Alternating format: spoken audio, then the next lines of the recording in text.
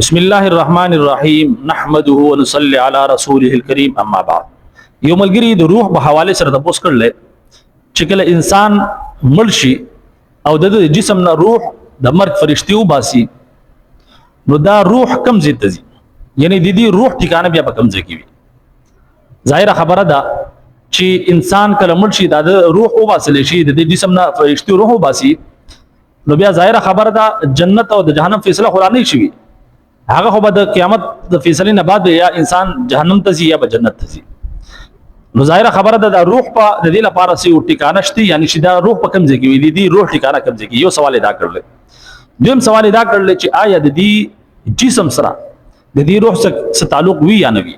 اوس مثال تور پر یو کس سره چې هغه په دریاب کې ډوب شي اړو پته ونه لګي، یا کس داسي چې هغه یو زناوري اخري بالکل په خېټه کې تنه پروت وي، نو د دې جسم سره بیا د دې روح سره تعلق وي یا نه وي، یا دغه شته په قبر کې کیدي، نو د دې روح او د جسم په आपस کې څه تعلق وي یا نه وي. دا دوه سوالات دي کړل. اول سوال دا چې دا روح چې کله وباسي نو دا روح کم ځای ته ځي.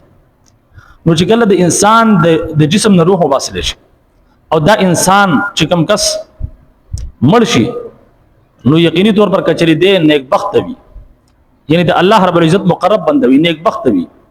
نو د داسې انسان روح هغه الله رب العزت علیین تبي. علیین دا یو ټکانه ده چې د وو اسمانونو د پاسه او د عرش دلان دي. دغلته کې د نیک عمل څومره چې نیک عمل خلق دي د هغو اعمال هم دغه موجود وي، او د هغو چې ارواح دي هغه په دغه علیین دا یو مقام دی. په دغه کې بیا ځان درجه دي، څنګه چې په جنت کې درجه دي دغه شانتي په دغه علیین کې بیا ځان درجه دي د انسان د مقام په حساب سره. دغه شانتي چې کوم کسان بدبخت وي، ګناګار وي، نافرمان وي، کافر وي، نو دغه روح کم ځای ته ځي، دغه روح هغه سجین ته ځي. سجین دا د ووز مکو دلان دي، یو ځای دی چې هغه ته سجین ویل کېږي. سجین ویل کېږي بالکل تنگ د قید ځای چې بالکل تنگ قید خانه بالکل او همیشه باغ کې قید وي، نو دغه ته سجین ویل کېږي. او دا د وو زمکو دلان دی یو مقام دی چې هغه ته سجین ویل کېږي. په دغه سجین کې چې کوم کافر او نافرمان خلق دي د هغو اعمال هم موجود وي، او دغه تکي د دغه کافرو د دغه نافرمانو چې کوم ارواح دي روحونه دي هغه التقي موجود وي. دا خو یو مسله شو. دویمه مسله چې آیا د دې روح سره د دې جسم تعلق وي یا نه وي. یادو ساتي دغه ته عالمي برزخ ویل کېږي. د دې روح او د جسم په आपस کې تعلق وي، یو خاص تعلق وي، څنګه چې دنیاوي زندگی دغه شان دی نه، بلکې دغه ته برزخي زندگی ویل کېږي، عالمي برزخ ویل کېږي. څنګه چې انسان په عالم ارواح کې بیا د عالم ارواح نه د مور خېټه ته د مور خېټه نه جګم دی، دا د مور خېټه الګ عالم بیا دنیا ته راشي، د عالمي دنیا ویل کېږي. بیا چې انسان مري ځن کدن ته ویل کېږي، دغه ته عالمي نزاع ویل کېږي، او دغه نه بعد عالمي برزخ شروع شي. یعنی چې کله انسان لاړ شي د دنیا نه روح قبضه کړل شي، دغه نه بعد د دې انسان چې زندگی شروع شي خطا عالمي برزخ ویل کېږي. په قران مجید کې دا ذکر دی ومن ورائهم برزخ الى یوم یبعثون. دغه په میاس کې د دنیا او په میاس کې د دوه میاس کې به پرده حائل شي چې هغه ته برزخ ویل کېږي، برزخ پردې ته ویل کېږي. یعنی دغه انسان د جسم سره د روح تعلق یو خاص قسم له تعلق وي، څنګه چې دنیا کې تعلق دغه شان دی یو خاص تعلق وي. سمجھ کې مخابره دي دغه ته دغه چې کوم دی الله رب العزت یو مخفیه خیره دغه وجنا زکه چې په غیب باندې ایمان دغه چې کوم تعلقات دي د غیب د ایمان سره تعلق لري. یعنی برزخ شو، بیا د هغه نه بعد قیامت روز شو، بیا د هغه نه بعد جنت او جهنم شو. دې دا ایمان بالغیب، یعنی په دغه غیب باندې ایمان راوړ. نو چون کې کچری دا خارج چې دا څنګه ژوندۍ نو بیا وال سره چې کوم دی او مسلمان ایمان براوړي دغه چې کوم د دنیا چې کوم اصل مقصد دی امتحان هغه ختم شي، اجر او ثواب بیا ختم شي، خلک ته پته ولګي چې بای د مرګ نه بعد دوباره بیا ژوندون شته. سمجھ کې خبر راځي. د دې مثال دغه سیده په قران مجید کې هم ذکر دی چې کله انسان ودشي نو ده هم سوي د دې جسم نه الله رب العزت روح اوچت کی او په د باندې گویا نین چې کوم دی دا خوب دا د مرګ یو حالت دی. چې د دې لاس وخت موجود دی لیکن د روح د جسم سره تعلق شته. سمجھ کې خبر راځي. اکثر به تاسو ګورئ چې یو کس ودوي په خواږه سره بل کس ناسي هغه یخ وي، دا د کس چې کوم دی ډېر خطرناک خوب ویني، دا بل کس محسوس کیږي نه محسوس کیږي، هغه ته پته نه لګي چې دا کس خلګیا ځان په وده کې ودره په خوب کې ځان چې کوم دی هغه ځان مزي کی وده ده، لیکن هغه ته د احساس نه کیږي چې د په کم تکلیف کې دی اوس سم محسوس کوي. نو دا په دنیا کې دی انسان د روح د جسم سره کوم تعلق دی دا غي او جھلک دی. سمجھ کې خبر راځي.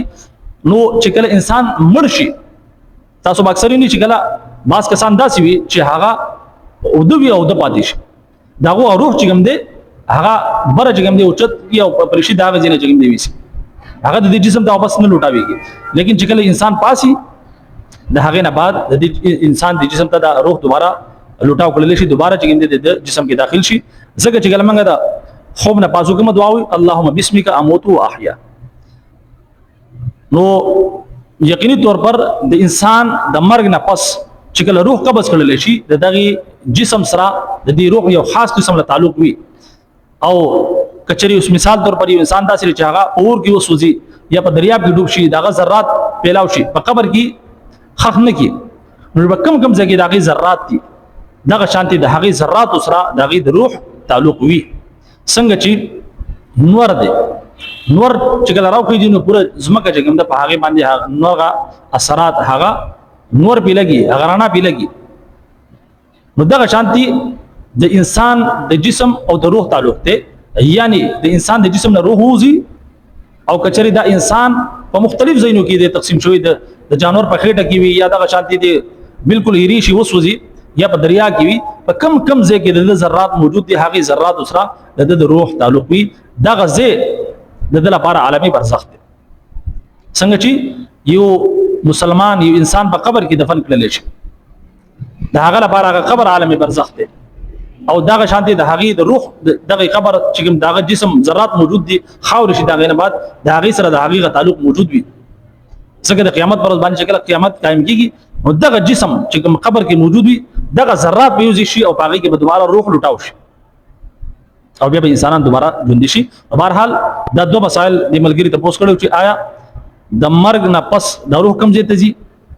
دغه حواله سم تاسو سره نمایو کړه چې د مرګ نه پس چې کوم نیک عمل او نیک صالح خلق ته د الله بندگان دغه روح علیین ته ځي، هغه د و اسمانونو د پاسه د عرش دلان دي باقي بیا ځان ځان درجات دي. او کچري بدبخت انسان وي کافر وي د هغه روحونه هغه چرته ځي هغه د و اسمکو دلان دي یو زید چې هغه ته سجین ویل کی په دغه ځای کې دغه اعمال هم وي او دغه روحونه هم هغه ځای ته ځي.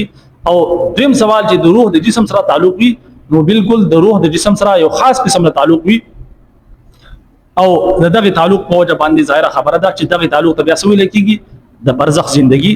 په هر حال امید کوم چې د روح په حواله سره تاسو په ذهن کې چې کوم اشکال او تاسو کوم تاسو کله هغه جواب تاسو ته ملي شوی. اجازه راکړئ. السلام علیکم ورحمت الله وبرکاته.